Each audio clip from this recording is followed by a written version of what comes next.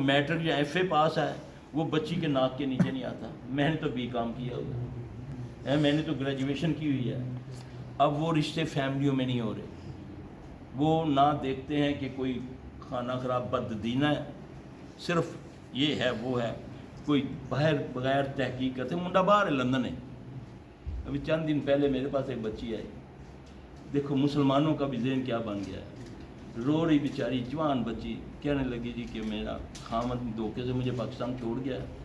پہلے شادی ہوئی ہے, الٹرا ساؤنڈ دیکھیں, الٹرا ساؤنڈ بھی ایک بہت بڑی وبا بن گئی نا. ہماری ماؤں نے, ہماری دادیوں نے 10 20 بچوں کو جنم دیا, اس کے بغیر ہی دیا نا. ہاں جی, تو یقین جانے اس سے اتنے قتل ہو رہے ہیں, اتنی برائیاں ہو رہی ہیں. بچی جب کسی کو پتہ چلتا نا پیٹ میں بچی ہے تو وہ حمل کروا دیتے ہیں. ہاں جی, یہ قتل نہیں تو اور کیا ہے. وہ بچی اتنا پیاری رو رہی تھی, اس کی ماں رو رہی تھی, کہتی کہ میں لندن گئی ہوں بیاہ کے, تو وہاں چیک اپ ہوا تو میرے نا وہ پتہ چلا کہ بیٹی ہے. تو انہوں نے مجھے کچھ نہیں بتایا. ایک دن بس صرف میری ساس نے کہا کہ تمہیں نا اگر بیٹی ہوئی تو ہم تمہیں چھوڑ دیں گے. اچھا, اب کیا ہوا, وہ دھوکے سے لے آیا پاکستان, کیونکہ اگر وہاں وہ جنم دے دیتی تو وہ نیشنل وہاں کی بن جاتی وہ بچی. وہ یہاں آ کے چھوڑ کے اس کا پاسورڈ لے کر کاغذات لے کر بھاگ گیا. اس کو لندن سے جا کر طلاق دے دی. یار تمہاری اپنی بہنیں نہیں ہیں, بیٹیاں نہیں ہیں. اس ماں پر اللہ کا عذاب نازل ہو جس نے کسی کی ماں کی گود اجاڑی, کسی کی ماں کا دل جلایا. اس کی ماں کے آنسو نے دیکھے جا رہے تھے. اللہ کی قسم, اللہ بیٹیوں کا دکھ نہ کسی کو دکھائے. اللہ کے نبی بہت کم بد دعا دیتے تھے. جب عتبہ نے نبی صلی اللہ علیہ وسلم کے سامنے آپ کی بیٹی کو مارا نا, تو میرے نبی نے بھی فرمایا تھا کہ عتبہ اللہ تجھ پر درندہ چھوڑے جو تجھے چیر پھاڑ کر دے. ابو لہب کا بیٹا عتبہ تھا نا, نبی کا داماد تھا نا. پھر نبی صلی اللہ علیہ وسلم نے اس کو بد دعا, بیٹیوں کے دکھ کتنے ہوتے ہیں, کسی کی بیٹی کو دکھ نہ دیا کرو. اگر کسی کو لے آئے ہو تو اپنی بیٹیوں کے ساتھ ملاؤ, مت ظلم کرو. بڑا ظلم ہو رہا ہے, اللہ کی قسم بڑا ظلم ہو رہا ہے. تمہارے اس مسلمان معاشرے میں اتنی بڑی باتیں کہی جاتی ہیں. پہلے دینی بن کے رشتہ لینا ہوتا تو کہتے نہیں ہمیں جہیز شیز کی ضرورت نہیں ہے. جب لے جاتی ہیں خبیث کی بچیاں, تانے مار مار کے ان کو مار دیتی ہیں بچیوں کو.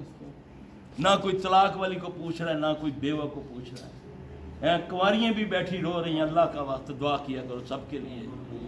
کہا کرو یا اللہ جنہاں دیاں بچیاں گھراں چ بیٹھی انہاں دے اچھے ثواب بنا دے یا آمین. یا اللہ. سب سے بڑا دکھ اللہ کی قسم بیٹیوں کا ہے. نبی صلی اللہ علیہ وسلم بیٹیوں سے بڑے ازمائے گئے ہیں, بڑے ازمائے گئے ہیں.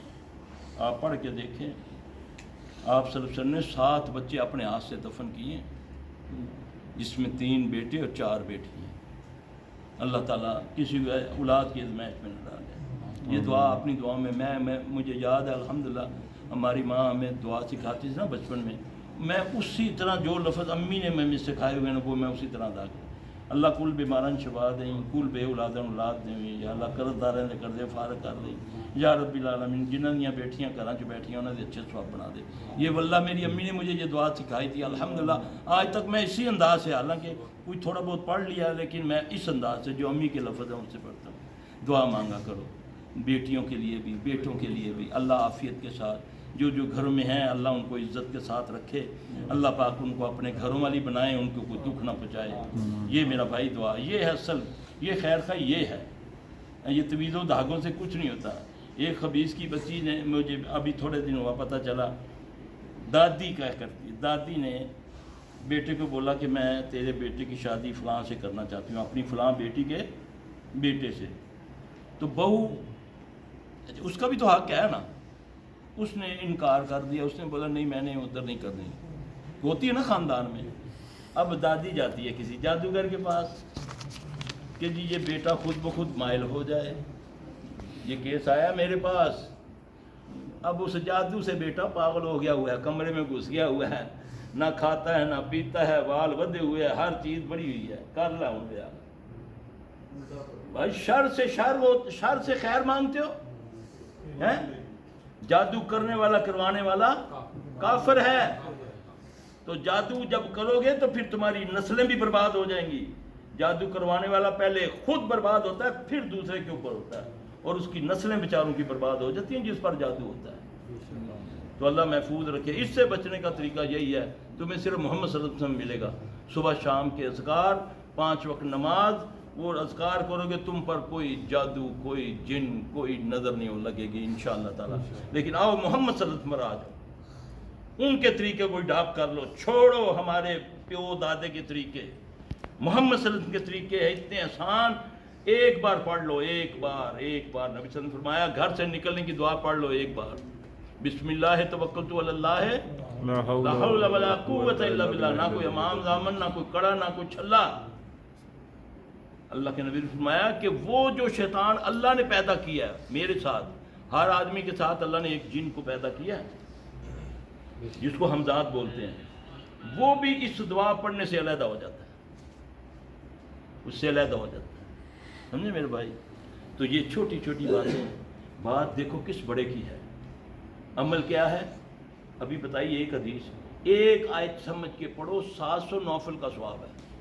مجھے پڑھ کے دکھاؤ 700 نوفل، شام تک ہڈیاں نہ کرو، کوجن جو مرضی کہنا، تو صرف ایک آیت سمجھنے کی ترغیب دی ہے نا، کہ سمجھ کے پڑھو 700 نفلوں کا ثواب ہے یار۔ یہ اس وقت نظر آئے گا جہاں کچھ نہیں نظر آئے گا، جہاں نہ نوٹ نہ ووٹ، صرف اللہ کی شاہ، وہاں ہوگی رحمت، اور جس پر اللہ کر دے اللہ ہمیں ان میں سے کر دے، آمین۔ اللہ ہمیں بغیر حساب والوں میں سے کر دے یا رب، آمین۔ ہمیں معاف کر دے، ہمارے والدین کو معاف فرما، آمین۔ اے اللہ ان کی قبروں کو ٹھنڈا کر دے یا رب، آمین۔ جو بیمار ہیں ان کو شفائے کاملہ عاجلہ عطا فرما، آمین۔ اے اللہ جو بچوں کے لیے پریشان ہیں ان کی پریشانی دور کر، آمین۔ اے اللہ ہمیں ریاکاری سے بچا، آمین۔ اے اللہ ہمارے دلوں کو نفاق سے پاک کر دے، آمین۔ اے اللہ ہماری زبانوں کو جھوٹ سے پاک کر دے، آمین۔ اے اللہ ہماری آنکھوں کو خیانت سے پاک کر دے، آمین۔ اللہ ہمیں حلال دے، اللہ حرام سے بچا دے، اپنے آمین۔ فضل سے نواز دے یا اللہ، آمین۔ جو قرض دار ہیں ان سب کے قرضے یا اللہ، آمین۔ کوئی سبب بنا دے کہ اللہ تعالیٰ ان کے، میرے ملک کے بھی قرضے کو اللہ اتار دے، آمین۔ تو ہر چیز پہ قادر ہے، ملک کے لیے بھی دعا مانگا، آمین۔ سبحانک اللہم ربنا و بحمدک اشہد ان لا الہ الا انت